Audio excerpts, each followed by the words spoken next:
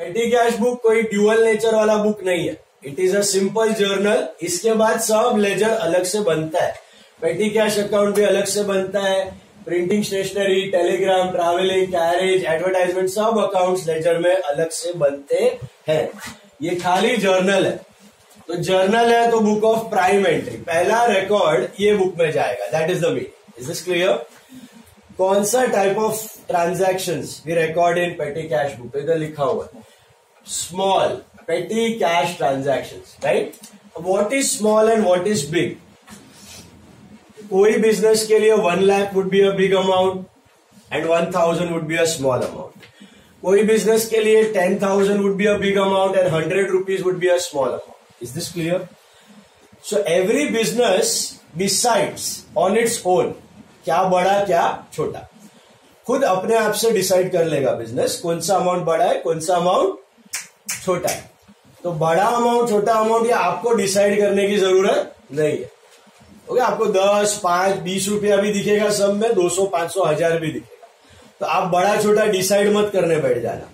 Theory के लिए problems are bifurcated, cash book का प्रॉब्लम अलग कर दिया गया है, पेटी कैश बुक का अलग कर दिया गया।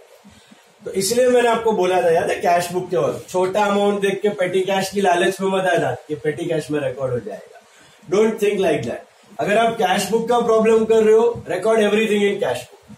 अगर आप पेटी कैश बुक का प्रॉब्लम कर रहे हो, record everything in petty cash book. Is this clear? तो यहाँ पे जो भी आएंगे ट्रांजैक्शन वो सब इमेजिन करने का कि पेटी कैश बुक का ही है, इसमें कोई कैश बुक का एंट्री आने वाला नहीं है। प्रॉब्लम ही अलग से किया हुआ है, तो बड़ा आप अमाउंट के बेसिस पे डिसीजन मत लेना, बोलने का मतलब, ठीक है? आपको जो भी एंट्रीज पेटी कैश बुक में दिया गया है सब पेटी कैश बुक में एंट्री करना ही है।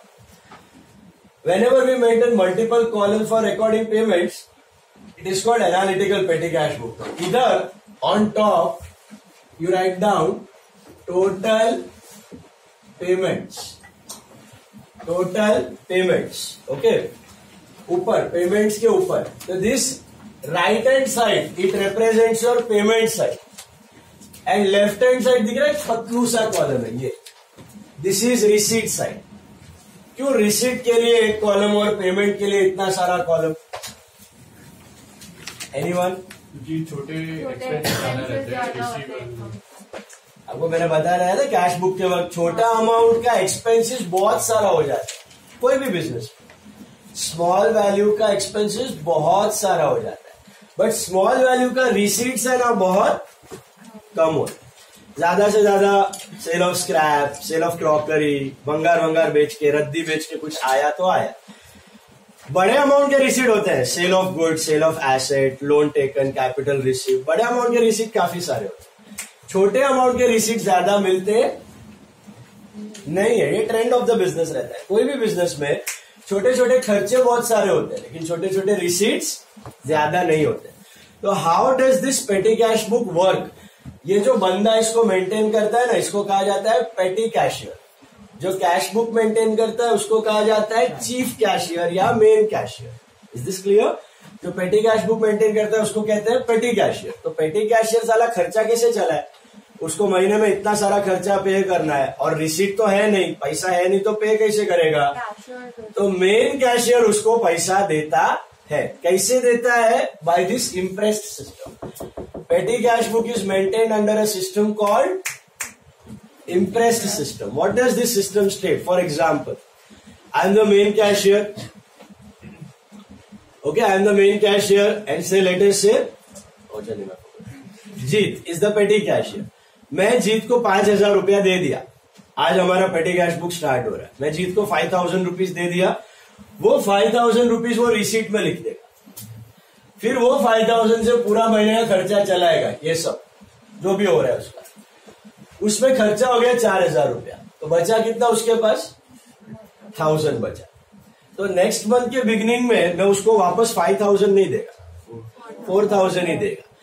क्या लिखा है इधर? Under this system such an amount is given by the main cashier to the petty cashier at the beginning of each period so that a fixed amount remains with the petty cashier. Fix amount देता नहीं है, उतना amount देता है so that the total amount should remain fix. अभी इधर 5,000 decide किया है, तो हर महीने में बिगिनिंग में उसके पास 5,000 ही होना चाहिए। सपोज नेक्स्ट मंथ खर्चा हो गया 3,000, ठीक है, तो 5 में से 3 गया, बचा कितना 2, और रद्दी वद्दी भंगार बेच के 500 रुपया मिल गया, तो कितना हो गया 2,500। तो नेक्स्ट मंथ के बिगिनिंग में मैं कितना पैसा देगा 2,500। I have to see that at the beginning of next month he should have a total of 5,000। That is what is called as imprest system. That is what is called as imprest system. Simple as that. You do understand this system? हर एक period के beginning में इतना amount जाएगा so that the total amount should remain fixed. What is the total amount called as? The total amount is called as float or impressed. In our example, what was the float or impressed amount? So 5,000. 5,000 will be called as float or impressed. Is this clear? अब जब भी आप ये multiple column वाला पेटी cash book maintain करते हो, इसको कहा जाता है एनालिटिकल पेटी कैश बुक। लेकिन ऐसा भी पेटी कैश बुक होता है जहां पे ये कॉलम्स नहीं होते, खाली यहां तक ही होता है जो आपने लेफ्ट हैंड साइड पे ड्रॉ किया, टोटल पेमेंट्स तक ही होता है। ऐसा भी पेटी कैश बुक होता है, बहुत छोटा अमाउंट का एक्सपेंसेस है, छोटे छोटे एक्सपेंसेस ज्यादा है ही नहीं, बहुत ही नेग्लिजिबल है, तो एक साथ एक ही कॉलम बना के खत्म कर सकते हो। That's called simple petty cash book. That's called simple petty cash book. लेकिन प्रैक्टिकली देखा गया, मैंने आपको बोला बिजनेस में कि छोटे छोटे वैल्यू के खर्चे बहुत सारे होते हैं, ऐसा नहीं है कि नहीं होते, ज्यादा होते हैं, छोटे अमाउंट के खर्चे ज्यादा होते हैं। तो ये थियोरिटिकल कंसेप्ट है simple petty cash book, practically कोई यूज नहीं करता। Practically all the businesses they use analytical petty cash book, multiple columns वाली। Is this clear? और आपको भी सिलेबस में एनालिटिकल है, सिंपल पेटी कैश बुक नहीं है। ठीक है, लेट्स रिवाइज फटाफट क्या क्या बोला अभी तक। पेटी कैश बुक काय को ओपन किया जाता है? To record small value cash transactions. अब स्मॉल वैल्यू में रिसीट्स ज्यादा होते हैं कि पेमेंट ज्यादा होते हैं? रिसीट का एक ही कॉलम है, पेमेंट का मल्टीपल कॉलम है। जब आप मल्टीपल कॉलम मेंटेन करते हो उसको क्या कहा जाता है? Analytical petty cash book. अभी छोटे अमाउंट के रिसीट्स बहुत कम है और खर्चा निकालने का है, तो कैसा निकालने का?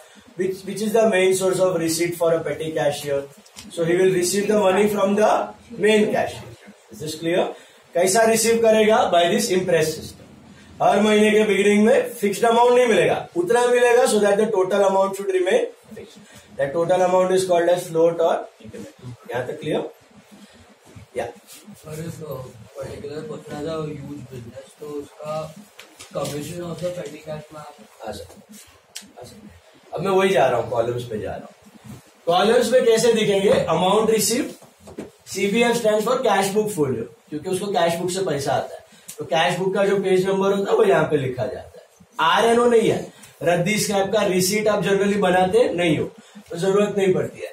अभी होता भी RNO भी हो सकता है पेटी कैश बुक में, अगर रिसीट्स बहुत सारे आ रहे हैं तो RNO भी बना सकते हैं, ठीक है, बट जनरली नहीं होता है। CBF होता है, date and particulars, okay. VNO stands for voucher number. Payments बहुत सारे होते हैं, तो वाउचर्स, पेमेंट वाउचर तो बना नहीं है सबके प्रूफ के तौर पे। Total payments, printing and stationery, इसमें कौन सा खर्चा जाएगा? लॉजिकल है। प्रिंटिंग एंड स्टेशनरी में क्या डालने का? ऑल द स्टेशनरी रिलेटेड खर्चा, pen, pencil, books, registers, stamp pads, paper clips, staplers, okay, you know all the examples of stationery, scales, okay, whatever you have it in front of you, तो वो सब स्टेशनरी का खर्चा है, put under printing and stationery. Postage and telegram, name only suggest the answer. Postal department का सब खर्चा, envelopes, post cards, postal stamps, courier charges, communication, इसमें कम्युनिकेशन का सब कुछ आ जाएगा। टेलीफोन भी इसी में आ जाएगा। जब भी टेलीफोन एक्सपेंस है, you can change that to postage and telephone, और only telephone is also fine.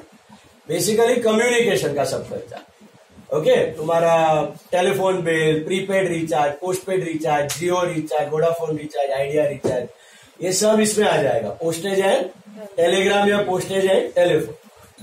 तीसरा है ट्रैवलिंग एंड कन्वेंस। क्या आता है ट्रैवलिंग एंड कन्वेंस में? आपका एम्प्लॉय का ट्रैवलिंग का खर्चा, train fare, bus fare, auto fare, taxi fare, Ola fare, Uber fair.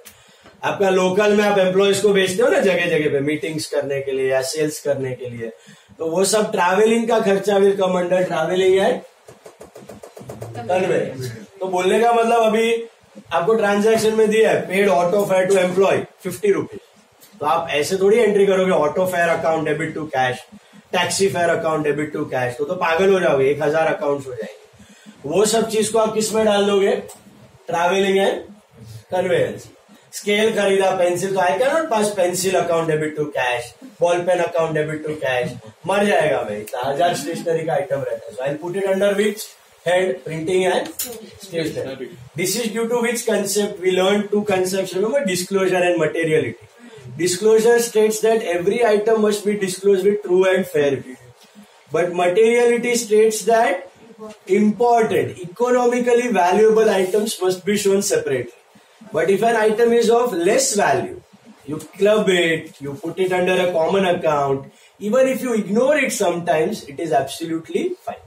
Is this clear? तो मटेरियलिटी कंसेप्ट के हिसाब से आप मर्ज कर सकते हो, कोई दिक्कत वाली बात नहीं है। कैरेज एंड कार्टेज, फोर्थ है। What do you put under carriage and cartage? Transport expense of goods, carriage, cartage, coolie charges, loading, unloading, ये सब जाएगा आपका कैरेज एंड कार्टेज में। खाली जिस्ट में अपना दिमाग में कॉमन सेंस से याद रखना है, कोई रट्टा मारने वाली लिस्ट नहीं है। आपको स्टेशनरी बोला तो दिमाग चलना चाहिए, स्टेशनरी में क्या आइटम्स जाता है। पोस्टेज एंड टेलीग्राम मतलब कम्युनिकेशन, ट्रैवलिंग मतलब एम्प्लॉय का ट्रैवलिंग का खर्चा, कैरेज मतलब गुड्स का ट्रांसपोर्टेशन का खर्चा, wages, sorry advertisement and publicity, ये भी क्लिक हो गया रहेगा। All types of advertisement expenses, newspaper ad, magazine ad, radio ad, TV ad, placards, hoardings, okay, samples, sorry But that need not be small, right? I told you just now. Don't go by the amounts. इधर के case में अगर आपको दिख रहा है जैसे किसी our business, class business, we don't advertise at all. हम लोग का एक एडवर्टाइजमेंट में राजीव सर आपको किधर भी देखने को मिलेगा नहीं, वी डोंट एडवर्टाइज, हार्डली, कभी कभार। तो सभी ऐसा कोई बिजनेस है जो बिल्कुल एडवर्टाइज नहीं करता है, उसके लिए advertisement is a very small expense, so it can put it under पेटी कैश। तो आपको अगर प्रॉब्लम में पेटी कैश बुक के प्रॉब्लम में एडवर्टाइजमेंट का कोई एक्सपेंस दिख रहा है तो उसको पेटी कैश में ही डाल देगा, कैश बुक में दिख रहा है तो उसको कैश बुक में डाल देगा। ठीक है, मैं आपको इसका प्रैक्टिकल एस्पेक्ट भी बताता हूं, once let me finish the columns. तो इधर जो एडवर्टाइजमेंट है मतलब वो छोटू एडवर्टाइजमेंट है, small advertisement. Is this clear? तो इसमें ही जाएगा पेटी कैश में, ये कैश बुक में जाने वाला नहीं। वेजेस, वेजेस में नाम ही सजेस्ट करता है, अगर आपने वर्कर वगैरह को लेबर वेजेस दिया है तो क्लियर कट ट्रांजैक्शन में देगा वेजेस, लेबर चार्जेस या worker charges, clear cut mention रहेगा। So that part will go under wages. Repairs and renewals, repairs of your small assets, आपका चेयर टेबल को रिपेयर करवाया, वार्निश करवाया, कलर करवाया, okay. So the small asset का maintenance या asset का repair का खर्चा will be put under repairs and renewals. Repair, maintain, varnish, polish, colouring, okay, some repair maintenance, ये सब। स्टाफ वेलफेयर, स्टाफ वेलफेयर में क्या जाएगा? कोई बिजनेस है ना, उसमें बहुत सारा एम्प्लॉयज रहेगा, तो कभी कभी एम्प्लॉय को पिक्चर दिखाने लेके जाता है, ड्रामा दिखाने लेके जाता है, क्रिकेट मैच दिखाने लेके जाता है, खाना वाने का फंक्शन रखता है, लंच, डिनर, ब्रेकफास्ट, चाय पानी होता है ना ऑफिस में, तो ये सब recreational activities, they are called as staff welfare. That's a regular business expense. Coffee machine रख दिया, टी मशीन रख दिया, okay, for the welfare of employees. So picture, drama, lunch, dinner, breakfast, cricket match, okay, ये सब recreational activities of employ, ये सब किस में जाएगा? आपका स्टाफ वेलफेयर में जाएगा, ओके। एम्प्लॉय का beneficial activities, recreational activities. Last में आता है सन्ड्री या मिसलेनियस, जो एक्सपेंस कोई भी हेड में फिट नहीं होता है, इसमें कोई भी फिट नहीं होता, you put it under sundry. Cleaning charges, made आती है साफ सफाई करने के लिए, क्लीनिंग, स्वीपिंग, आपका गिफ्ट्स है, चैरिटी दिया, आप चैरिटी का एक्सपेंस करते हो, डोनेशन देते हो, गिफ्ट, चैरिटी, डोनेशन। आपके घर पे बिजनेस में न्यूज़पेपर आता है, मैगजीन आता है, उसका सब्सक्रिप्शन चार्जेस आप पे करते हो। फिर कभी कभी ऑफिस में आप कटलरी वटलरी लेके आते हो, कप, सॉसर, ग्लास, ये सब खर्चा ही है, एक्सपेंस ही है, ये टूटने वाला है, 1 साल के अंदर टूटने वाला है एज्यूम करने का। ये कोई भी खर्चा 1 साल से ज्यादा चलने वाला नहीं है। एलईडी बल्ब्स, ट्यूब्स, ट्यूबलाइट्स, ये सब किसमें चला जाएगा आपका? सन्ड्री में। तो सन्ड्री इज लाइक अपना जर्नल प्रॉपर, जो एक्सपेंस कोई भी एड में फिट नहीं होता, you put it under sundry या miscellaneous expense. Is this clear? फिर आता है LF। LF stands for ledger folio, you all of you know that. So ये सब लेजर अकाउंट्स है, मतलब ये जर्नल ही है, इसकी पोस्टिंग जब अकाउंट में होगी उसका पेज नंबर इधर लिखा जाएगा फॉर क्रॉस चेकिंग, ठीक है, LF। And what is this ledger column? Ledger मतलब लेजर अकाउंट नहीं, लेजर मतलब इधर कॉलम का हेड है, ledger. What is this column for? देखो यहां से यहां तक जो भी मैंने डिस्कस किया सन्ड्री तक, ये सब एक्सपेंसेस थे। क्या थे? एक्सपेंसेस, छोटे वैल्यू के एक्सपेंसेस, जिसकी life is 1 year or less. But ऐसा भी हो सकता है बिजनेस में कि शायद छोटे अमाउंट के एसेट्स खरीदे जाए, या छोटे अमाउंट के पर्सनल अकाउंट के भी ट्रांजैक्शन हो सकते हैं। फॉर एग्जाम्पल, आप छोटा टेबल लेके आए, छोटी चेयर लेके आए, छोटी in the sense value wise छोटी, 300, 400, 500 जो भी बिजनेस ने डिसाइड किया हुआ है।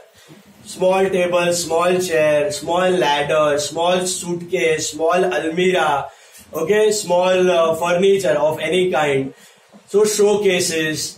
सो ये small value assets if you are getting in the business, तिजोरी लेके आया, लॉकर लेके आया, सो वो इसमें जाएगा, लेजर कॉलम में जाएगा।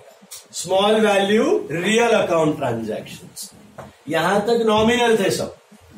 स्मॉल वैल्यू एसेट अगर खरीदा है तो वो इसमें नहीं डालने का, वो किसमें डालने का? लेजर, क्योंकि उसकी life is more than 1 year.